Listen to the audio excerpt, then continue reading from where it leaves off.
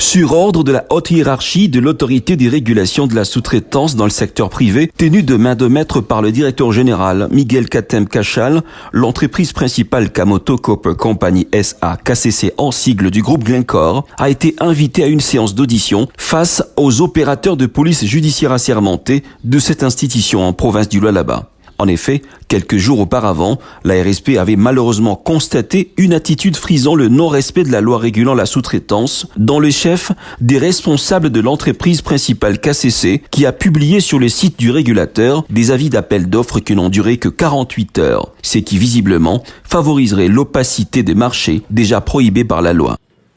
Ces avis d'appel d'offres accordaient 2 jours seulement aux éventuels sous-traitants qui pouvaient répondre à ces avis d'appel d'offres. Ce qui constitue une violation grave au principe des marchés qui consacre, entre autres, une large publicité de marché. Et KCC, dans nos échanges, a reconnu ce court délai de ce marché. Et nous lui avons fait réitérer l'injonction de M. le directeur général de la RSP, l'honorable Miguel Cachal Katembe, consistant à rallonger la durée de ces avis d'appel d'offres. Et aujourd'hui, la délégation de KCC est revenue vers nous pour finalement signer le PV qui sanctionnait ces échanges. Et nous sommes heureux ce jour d'annoncer que non seulement KCC a reconnu, a pris en compte les recommandations qu'on lui a formulées hier, KCC nous a annoncé la bonne nouvelle, c'est que ces avis d'appel d'offres ont été rallongés jusqu'au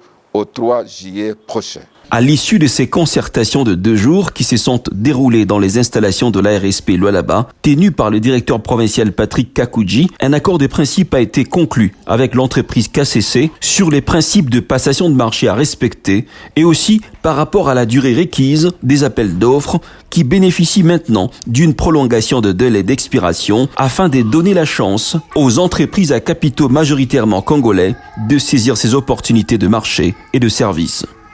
La RSP demeure donc un bras armé de l'État congolais pour la création et le développement de la vraie classe moyenne congolaise.